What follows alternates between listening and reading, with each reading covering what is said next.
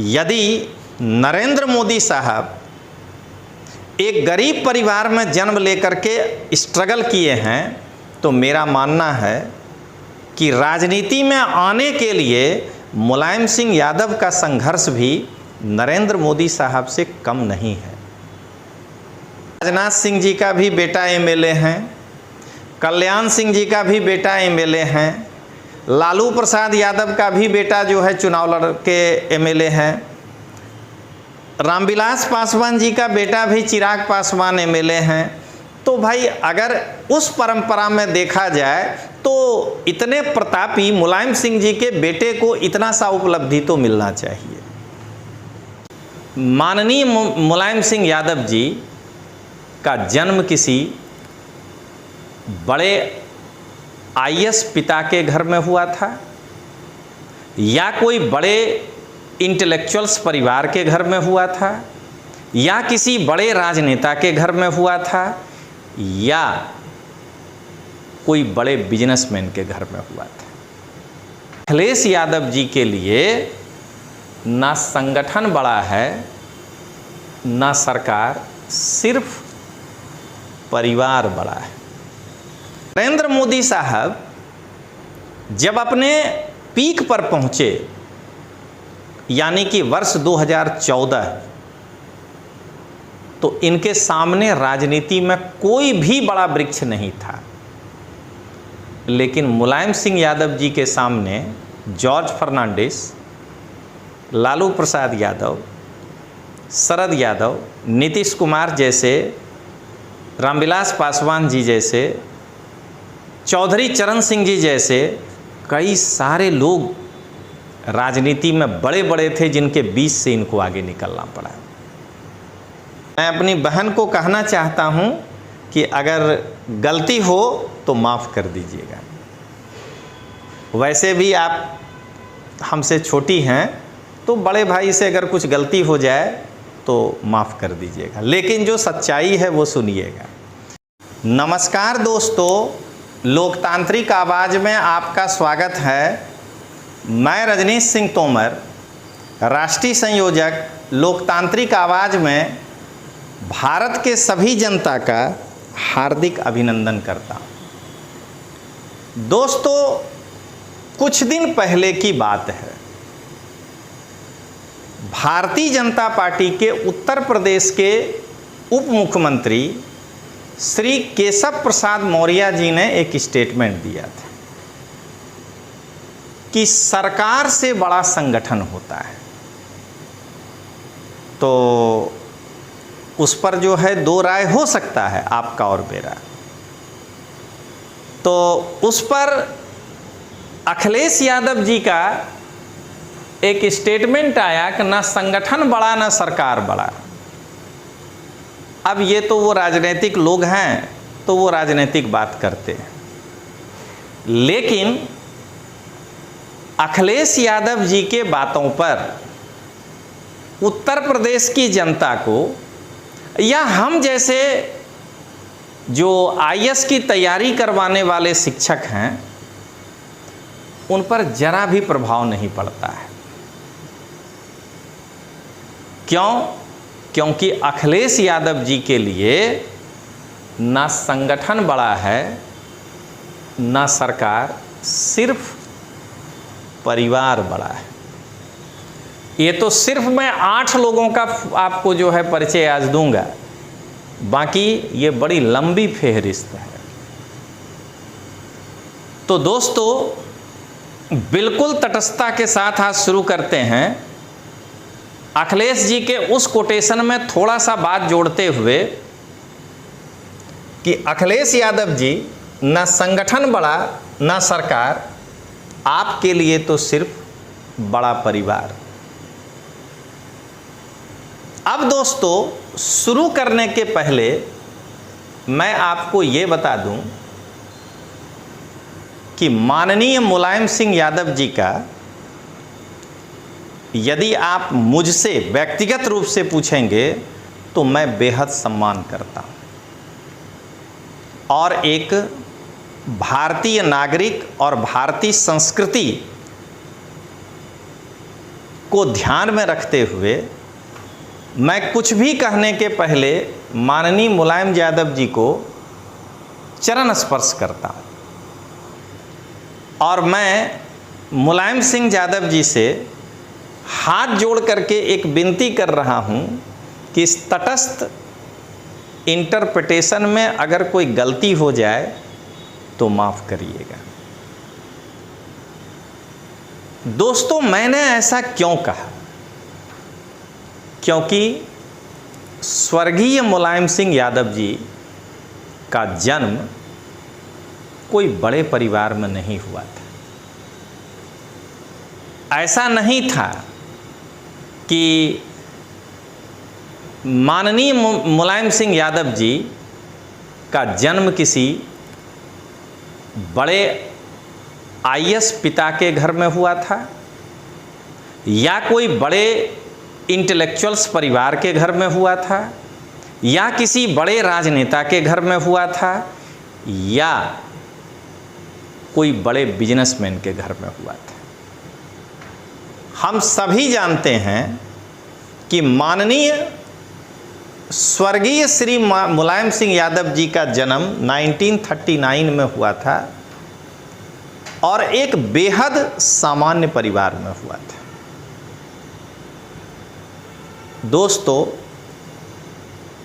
मुझे ये कहने में कहीं गुरेज नहीं है कि एक मध्यम वर्गीय परिवार में जन्म लेने के कारण मुलायम सिंह यादव जी भी पहले शिक्षा के महत्व को समझते हुए शिक्षित होना चाहिए। अगर मैं गलत नहीं हूं तो मुलायम सिंह यादव जी पहले बीए किए, उसके बाद बीटी किए और अंत में एमए किए। तो एक मध्यम वर्गीय परिवार के घर में जन्म लेने पर जो लोगों के मन में होता है कि एमए बीए करके से एक सरकारी नौकरी लिया जाए, तो मुलायम सिंह यादव जी भी वही किए। पहले वो मैनपुरी के करहल विधानसभा अभी है और वो करहल शहर की बात है जहाँ से अभी अखिलेश यादव जी एमएलए थे, वो सीट खाली हुआ। तो मैनपुरी के करहल के इंटर कॉलेज में पहले ये टीचर थे और बाद में ये प्रमोशन पा करके उस इंटर कॉलेज में 1974 में लेक्चरर हो गए। तो मेरा ये मानना है कि मुलायम सिंह यादव जी राजनीति में प्रवेश करते समय और राजनीति के प्रारंभिक चरणों में एक सामान्य परिवार के सदस्य होने के नाते काफ़ी स्ट्रगल किए होंगे। दोस्तों, यदि नरेंद्र मोदी साहब एक गरीब परिवार में जन्म लेकर के स्ट्रगल किए हैं तो मेरा मानना है कि राजनीति में आने के लिए मुलायम सिंह यादव का संघर्ष भी नरेंद्र मोदी साहब से कम नहीं है।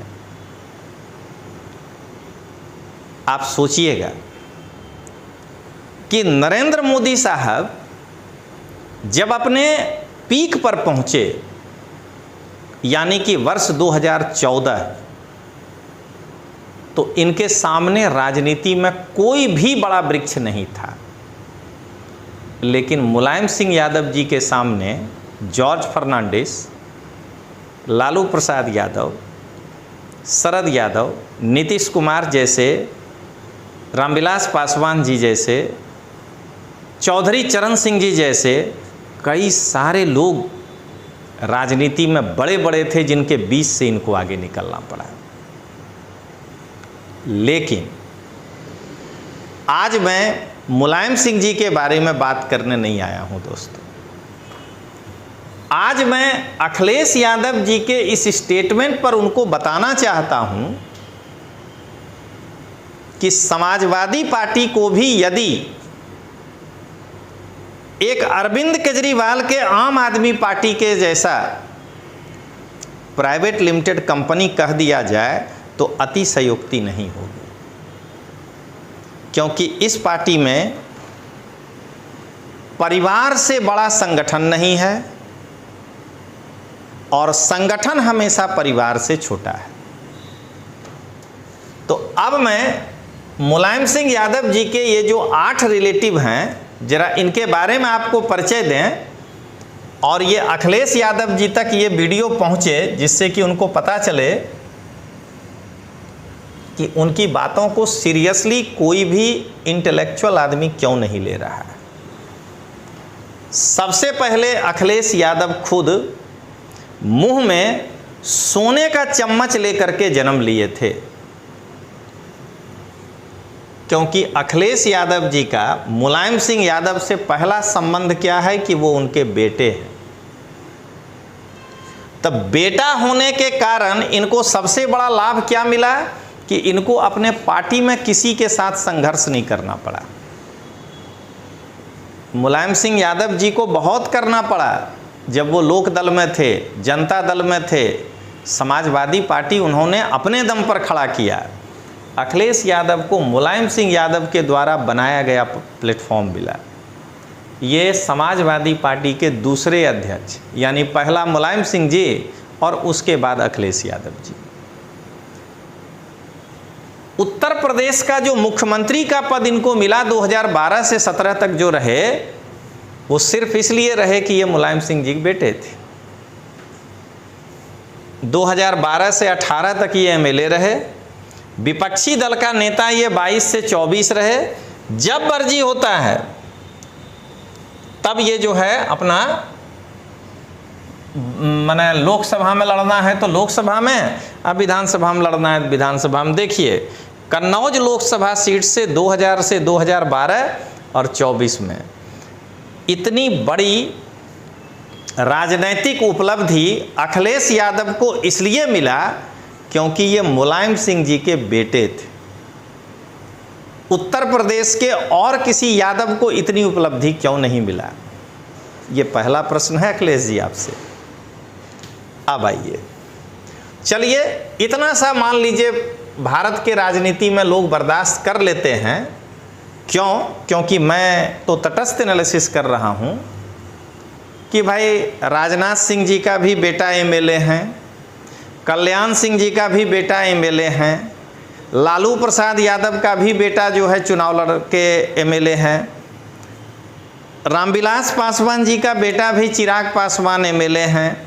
तो भाई अगर उस परंपरा में देखा जाए तो इतने प्रतापी मुलायम सिंह जी के बेटे को इतना सा उपलब्धि तो मिलना चाहिए। लेकिन अब आइए, इनके परिवार की दूसरी सदस्य डिंपल यादव जी हैं।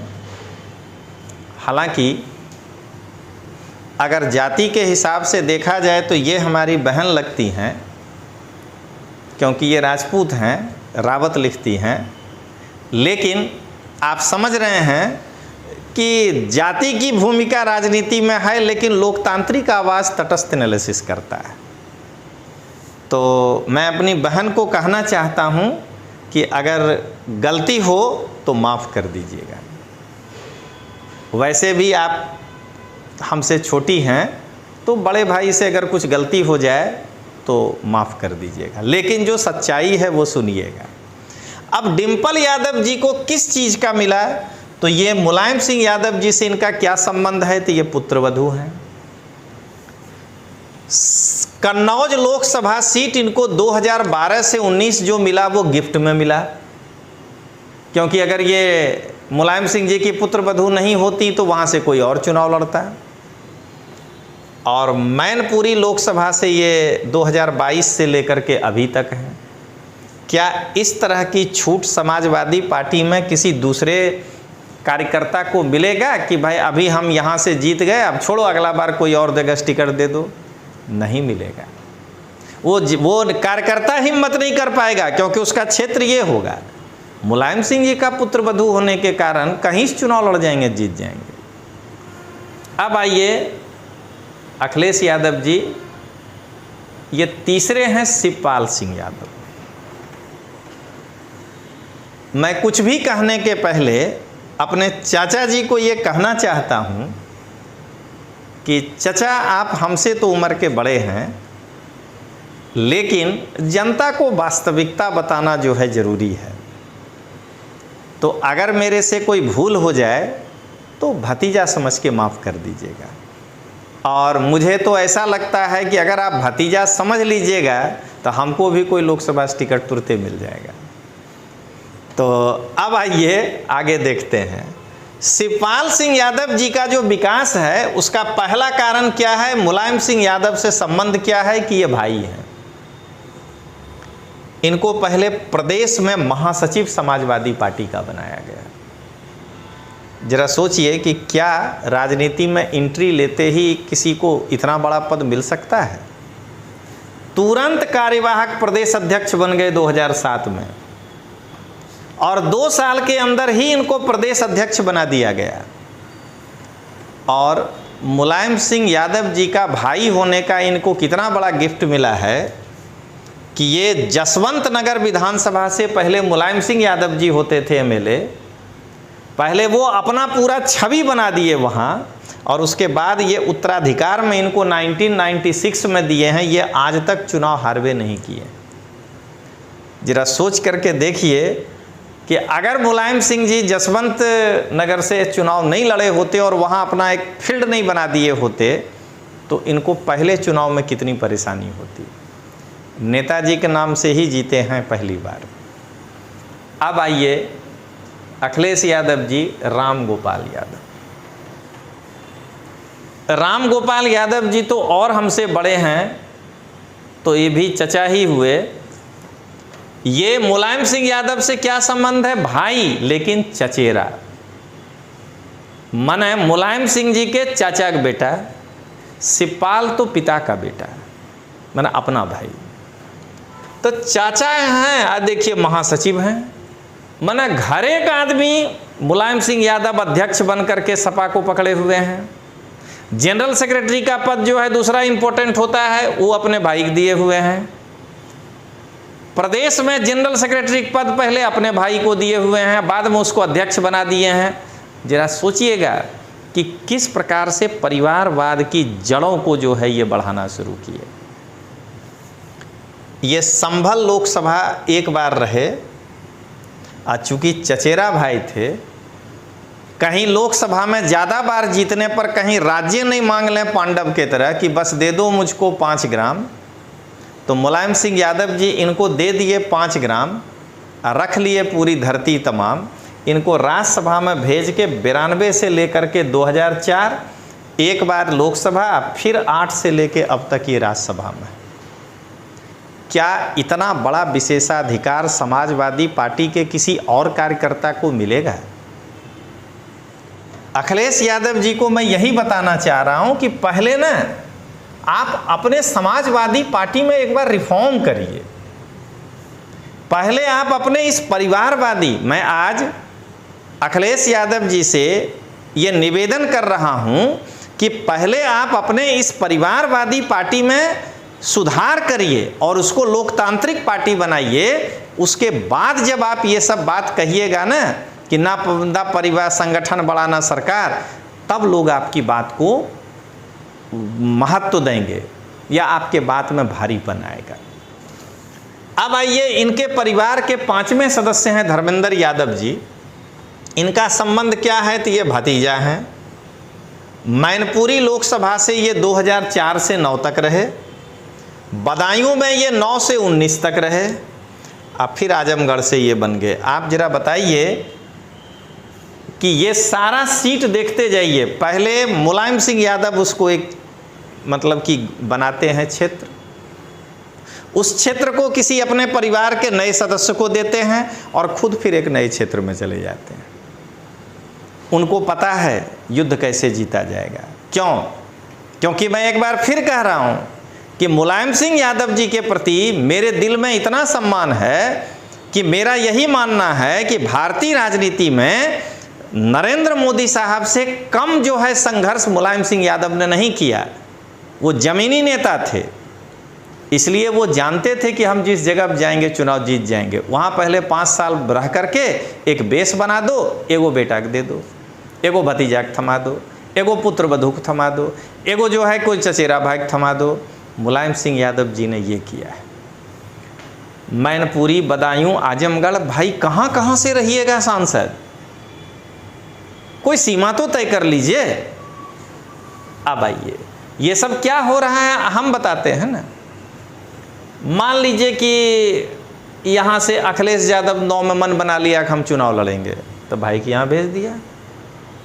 मान लीजिए कभी यहाँ से आजमगढ़ से अखिलेश यादव लड़ा, उनको लगा कि नहीं ये जगह ठीक न है, तो भाई तुम लड़ लो। तो एक तरह से चचेरे भाई हुए ना, तो अखिलेश यादव के छोड़े गए जगहों पर इनको चुनाव लड़वा के सांसद बनाया गया। अब हैं ये अक्षय यादव, ये मुलायम सिंह यादव के पोते हैं,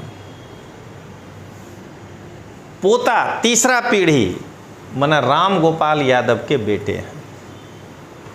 इनको क्या मिला गिफ्ट? फिरोजाबाद। 10 साल से ये फिरोजाबाद के सांसद हैं और अब तीसरे टर्म में चले गए। अब आइए अरविंद प्रताप। अब ये अरविंद प्रताप जी कौन हैं? तो मुलायम सिंह यादव की चचेरी बहन का लड़का, यानी भांजा, यानी थोड़ा दूर हो गया, अपनी बहन का लड़का नहीं। तो बोले भाई तुमको MLC बना देंगे, इससे ज़्यादा नहीं बना देंगे, क्या पता कहीं मेरे राजनीतिक ज़मीन में हिस्सा लेने नहीं पहुंच जाओ। तो क्या देख रहे हैं कि रिश्ते में दूरी, पद में कटौती। अब आइए 8वें और अंतिम आदित्य यादव जी को देखें। आदित्य यादव जी ये मुलायम सिंह जी का पोता है, लेकिन कौन? शिवपाल सिंह यादव का बेटा है।